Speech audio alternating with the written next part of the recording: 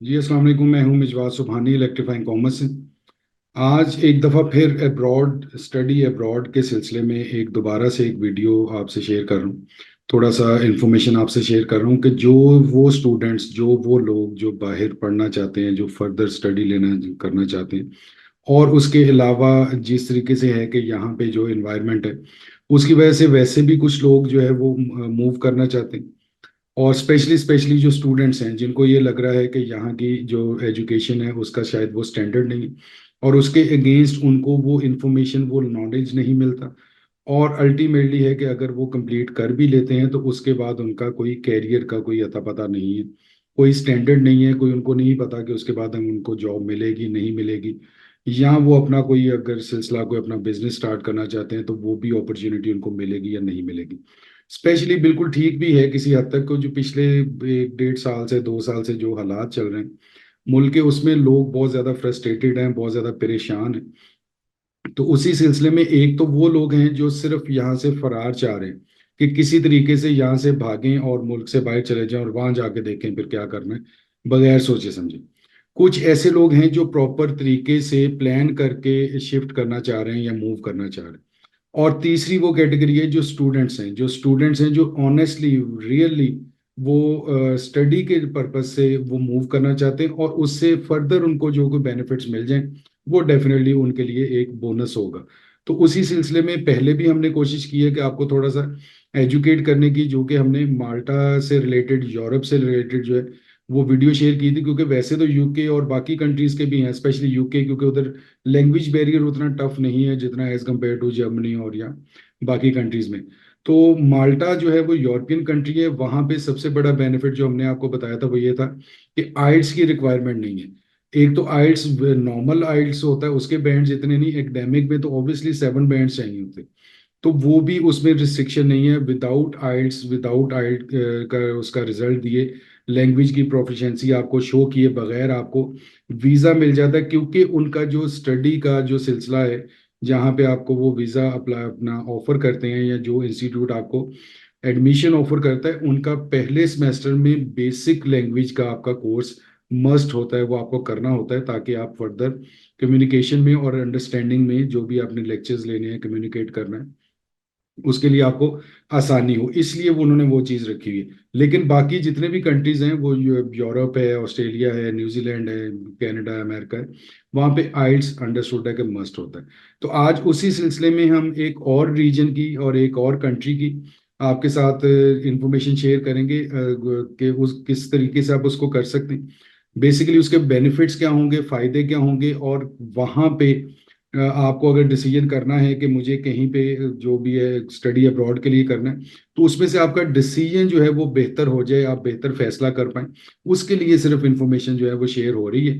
तो अभी चलते हैं हम स्क्रीन के ऊपर, कि आपको मैं थोड़ा सा उसके बेनिफिट्स और चीज़ें बताता हूँ, और वो कौन सा कंट्री, कौन सा जो स्टडी वीज़ा है जिसके लिए जिसकी मैं बात कर रहा हूँ, वो अभी मैं आपको स्क्रीन के ऊपर दिखाता हूँ। Study in Australia. ऑस्ट्रेलिया एक बहुत इस टाइम अच्छा कंट्री है। और अगर देखा जाए तो कनाडा भी ऑब्वियसली एक गुड लिविंग प्लेस है। ऑस्ट्रेलिया, न्यूजीलैंड, ये दोनों बहुत अच्छी, एक तो लिविंग स्पेस, इनकी जो लिविंग एनवायरनमेंट है वो बहुत अच्छा है, रूल्स बहुत बेहतर हैं, वेदर वाइज आपको बहुत बेहतर आपको मिलता है, और जो उनके बाकी के जो पैरामीटर्स हैं, जो एजुकेशनल हैं, एकेडमिक हैं, वो आपको बहुत अच्छे, बहुत हाई क्लास, बहुत अच्छे लेवल के मिलते हैं। और सबसे बड़ी बात जो है, जो स्पेशली न्यूजीलैंड और ऑस्ट्रेलिया की हम बात करें, तो ये पुरसकून कंट्रीज हैं। यहाँ पे लॉ एंड ऑर्डर और बाकी सारी सिचुएशंस, ग्रोथ की चांसेस, बिजनेस के, एजुकेशन के, जॉब्स के, वो बहुत बेहतर हैं। ठीक है, तो ये स्टडी इन ऑस्ट्रेलिया है। बेसिकली आज मैं इसके आपको बताऊंगा कि इसके बेनिफिट्स क्या हैं, कि आप क्या क्या इधर चीज़ें अवेल कर सकते हैं। इसमें सबसे पहले हम चलते हैं कि वाई स्टडी इन ऑस्ट्रेलिया, कि हम स्टडी ऑस्ट्रेलिया के लिए हम क्यों अप्लाई करें, हम इसको क्यों चूज करें, कनाडा, अमेरिका और यूके को छोड़ के। तो बेसिकली क्या है कि इसमें जो डिफरेंट, जो जिसको हम मेट्रोपॉलिटन सिटीज कहते हैं, वो बेसिकली इसमें मेलबर्न भी है, सिडनी है, कैनबरा है, ठीक है, एडलेड है, और ब्रिस्बेन है। ब्रिस्बेन, ठीक है जी। तो ये इसके कंट्रीज, जो सिटीज हैं, जो मेट्रोपॉलिटन सिटीज हैं। मेट्रोपॉलिटन सिटी का जो बेसिकली क्या होता है कि वहाँ पे लाइफ जो है वो बहुत बेहतर होती है, आपको अपॉर्चुनिटीज बहुत बेहतर मिलती हैं आपको, वर्किंग के, जॉब के, या उसमें कह सकते हैं कि अपनी ग्रोथ के, अपने बिजनेस के चांसेस बहुत ज्यादा होते हैं। मेट्रोपॉलिटन सिटी का सबसे बड़ा यही एक फायदा होता है, क्योंकि उधर ऑब्वियसली लोग ज्यादा होते हैं, उधर अपॉर्चुनिटीज ज्यादा होती हैं। ठीक है जी, एक तो ये इसमें फायदा आपको मिल जाएगा। उसके बाद जो बेसिकली जो इसके पांच जो बड़े फायदे हैं वो ये है कि Australia has more than 1,000 institutions, ठीक है जी, ऑफरिंग ओवर 20,000 कोर्सेज, के 1,000 से ऊपर जो इंस्टीट्यूट्स हैं जो कि 22,000 के करीब करीब आपको कोर्सेज ऑफर करते हैं कि आप उन कोर्सेज में इनरोल हों और अपनी एजुकेशन को फर्दर इम्प्रूव करें। दूसरा जो उसका है वो the country is currently home to around 7 lakhs international students. 7 lakh के करीब जो है वो इस टाइम इंटरनेशनल स्टूडेंट्स को बेयर कर रहा है ऑस्ट्रेलिया, उनको अकोमोडेट कर रहा है, उनका ख्याल रख रहा है, उनको फैसिलिटीज दे रहा है, उनकी पूरी टेक केयर कर रहा है हर लिहाज से, हर तरीके से। क्वालिटी लिविंग, हेल्थ, ठीक है, क्वालिटी एजुकेशन, ये सारी चीजें आपको अवेलेबल हैं। और इस टाइम पे अगर एट द मोमेंट हम बात करें तो 7 लाख के करीब जो है अक्रॉस बॉर्डर स्टूडेंट्स जो हैं वो ऑस्ट्रेलिया के अंदर मुकीम हैं, पढ़ रहे हैं, ग्रो कर रहे हैं, अपने मुस्तकबिल को संवारने की कोशिश कर रहे हैं। ठीक है जी, 4 out of 10 Australians are immigrants. अब हर अपना 10 में से 4 ऑस्ट्रेलियन जो है वो इमिग्रेंट्स है, मींस के वो लोकली बॉर्न और लोकली जिसको आप ऑस्ट्रेलियन कहते हैं वो नहीं है। ठीक है जी, इमिग्रेंट्स हैं जो कि डिफरेंट ममालिक से, हो सकता है न्यूजीलैंड, यूके से, यूरोप से, किसी भी कंट्री, ये थर्ड वर्ल्ड कंट्री का जरा ज्यादा रुझान होता है उधर जाने का। ठीक है जी, इसमें एक बेनिफिट है जो मैं अभी आपको आगे बताऊंगा। इस एक सेंटेंस में बेनिफिट क्या है, इसमें एक चीज छुपी हुई है, एक बेनिफिट छुपा हुआ। ठीक है जी, उसके बाद चौथा जो है वो 30% of the total population of Australia is born overseas. ठीक है जी, के मीन्स के 30% इस टाइम जो पॉपुलेशन है ऑस्ट्रेलिया की वो ऑस्ट्रेलियन नहीं है बेसिकली बाय बर्थ। ठीक है, वो कहीं बाहर के ममालिक से, मीन्स वही के इमिग्रेंट हैं जो यहाँ पे ऑस्ट्रेलिया में आके सेटल्ड हो गए। ठीक है जी, पांचवा है कि women in Australia got the right to vote in 1902। ठीक है, सेकंड आफ्टर न्यूजीलैंड। न्यूजीलैंड के बाद पहला कंट्री था 1902 में जिन्होंने वुमेन, अब इसकी बात क्या आ जाती है कि वुमेन एम्पावरमेंट, वुमेन औरत की जो अपना उसको कहते हैं कि इम्पोर्टेंस, औरत का मर्तबा, औरत को मकाम देना, औरत को एक प्रॉपरली एक वैल्यू देना। दूसरा कंट्री है जिसने दुनिया में ये स्टार्ट किया था कि औरत को वोट करने का हक जो है वो उन्होंने 1902 में दे दिया था। ठीक है जी, इसके बाद क्या है कि जो ये चीजें हैं ये एक अपना काफी इंडेंस टेक्स्ट है। इसमें बेसिकली जो है कि वो क्या कि रेगुलेशन, जो रेगुलेटरी अथॉरिटी है ऑस्ट्रेलिया की, वो अगर हम कंपैरिजन करें तो वो यूके से, कनाडा से, अमेरिका से बहुत ही ज्यादा ऑर्गेनाइज है, बहुत ज्यादा बेहतर है। वो अपनी ग्रेजुएशन को, पोस्ट ग्रेजुएशन को, हायर स्टडीज को, यूनिवर्सिटी की स्टडीज को, नॉन यूनिवर्सिटी की स्टडीज को, वो सबको रेगुलेट करते हैं, सबकी पे नजर रखते हैं, सबको वो एग्जामिन करते हैं कि उसका स्टैंडर्ड कहीं पे लो नहीं होना चाहिए। क्योंकि ऑस्ट्रेलिया में आपको कोई इंस्टीट्यूशन ऐसा नहीं मिलेगा कि जो सिर्फ ये कहेगा कि यार फीस दे दो और बस आ जाओ। ठीक है, क्योंकि यहाँ पे जहाँ पे सेल्फ फाइनेंस या ये वाला कॉन्सेप्ट आता है कि फीस दे दो और आ जाओ, नो मेरिट नो नथिंग, वहां पे एजुकेशन जो है वो डाउनवर्ड जाना शुरू हो जाती है, क्वालिटी ऑफ एजुकेशन।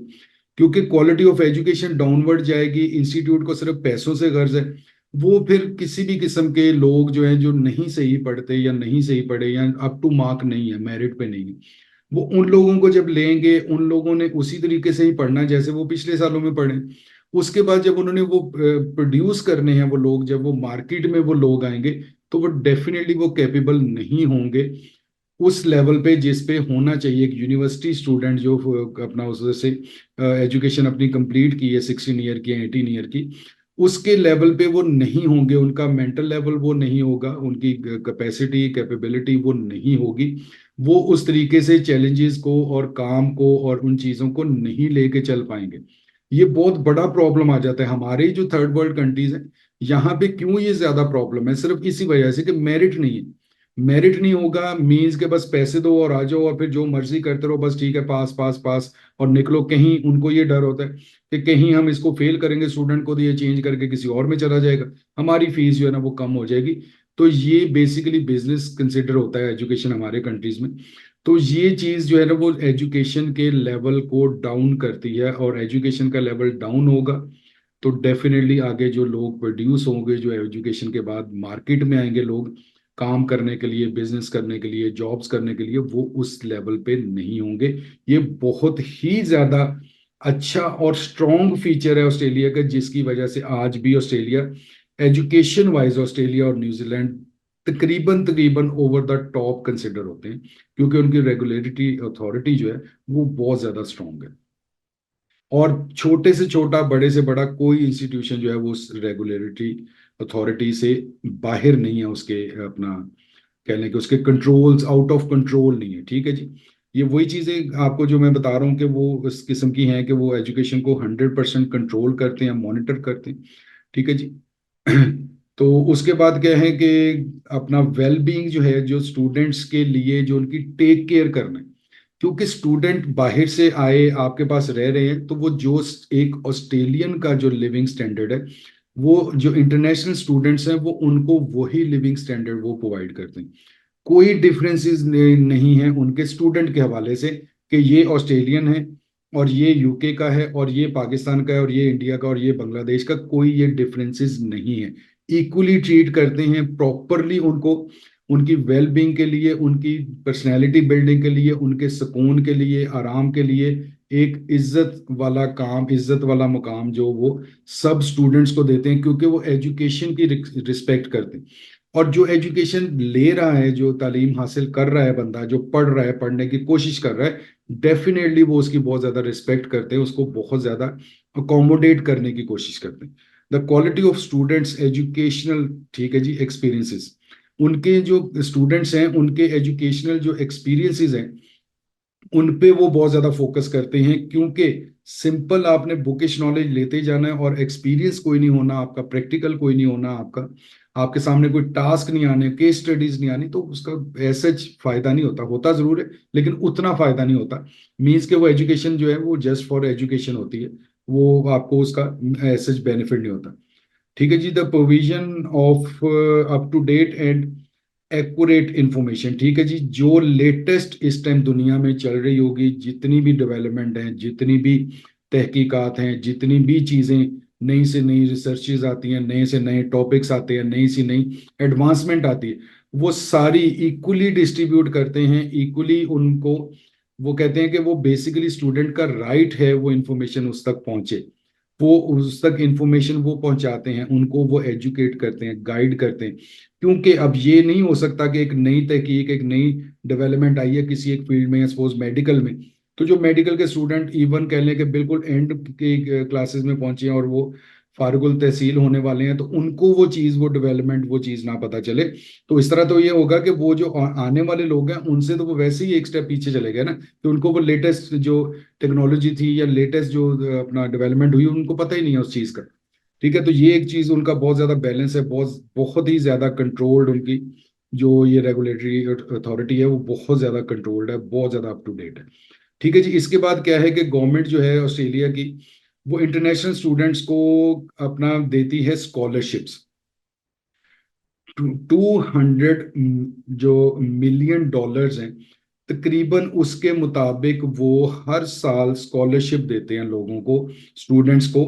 स्कॉलरशिप किस स्टूडेंट को मिलती है? डेफिनेटली जो अच्छा पढ़ता है, जो अच्छा परफॉर्म करता है, जो जिसके रिजल्ट्स, जिसके मार्क्स बेहतर होते हैं, अब वो उनको वो स्कॉलरशिप देते हैं जो कैपेबल है। ठीक है। अब स्कॉलरशिप पे मीन्स है कि आपका एक्सपेंस नहीं हो रहा, आप बिल्कुल फ्री ऑफ माइंड होके, पीस ऑफ माइंड के साथ आप फोकस करते हैं अपनी स्टडी पे, अपनी रिसर्च वर्क पे।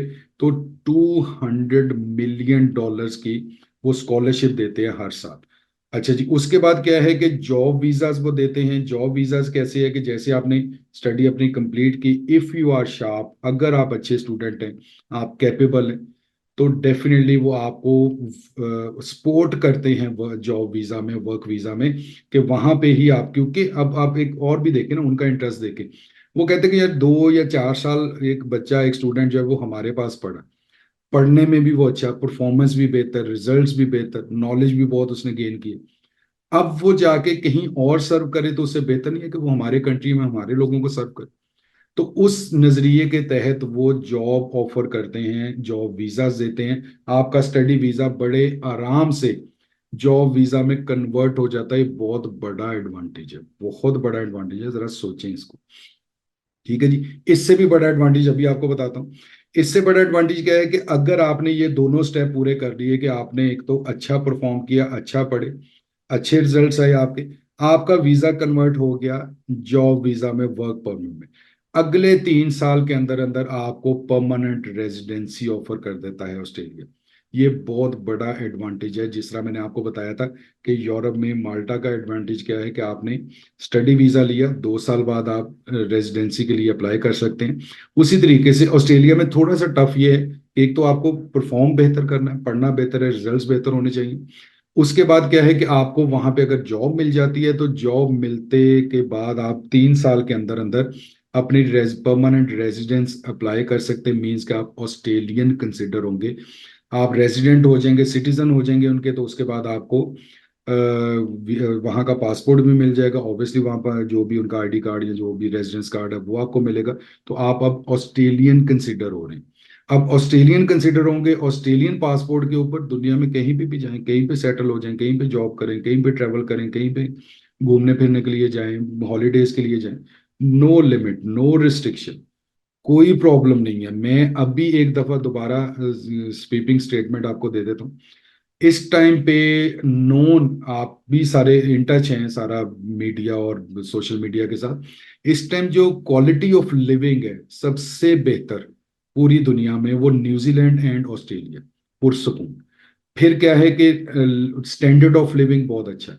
फिर क्या है कि गवर्नमेंट आपको प्रोटेक्ट करती है, आपको सपोर्ट करती है, आपका ख्याल रखती है। फिर क्या है कि quality of education the best, the best.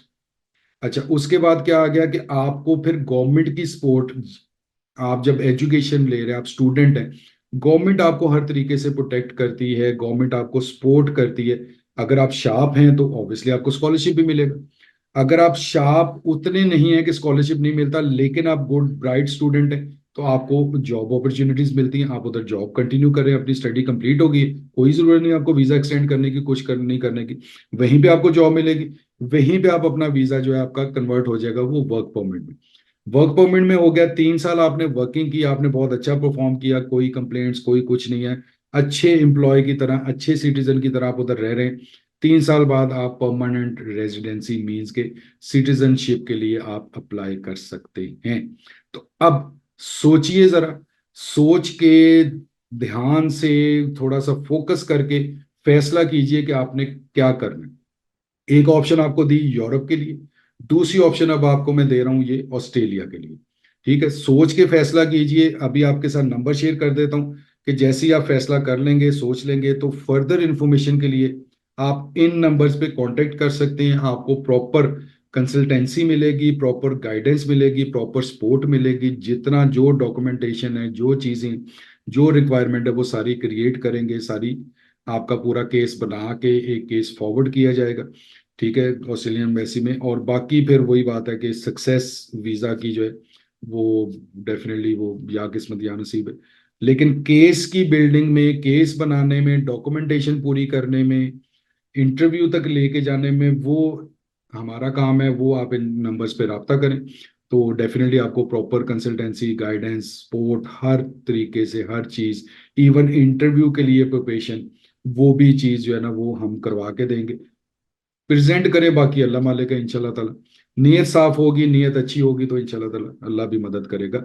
अब मैं आपसे इजाजत चाहूंगा। नेक्स्ट वीडियो इंशाल्लाह ताला, जिस तरह मैंने माल्टा की थी, कि मैं अब नेक्स्ट वीडियो में ऑस्ट्रेलिया का आपको तरीकेकार बताऊंगा कि हम किस तरीके से इसको अप्लाई कर सकते हैं, और कौन कौन से हमें जो रिक्वायरमेंट्स क्या क्या हैं उधर वीज़ा अप्लाई करने के लिए, डॉक्यूमेंट्स कौन से चाहिए, किस तरीके से कर सकते हैं, कितने दिन में होगा, क्या फीसिस होंगी, ये सारा कुछ मैं डिटेल इंशाल्लाह ताला बहुत ही जल्द नेक्स्ट वीडियो में आपके साथ शेयर करूंगा। तो तब तक दीजिए मुझे इजाजत। अल्लाह हाफिज, अल्लाह ने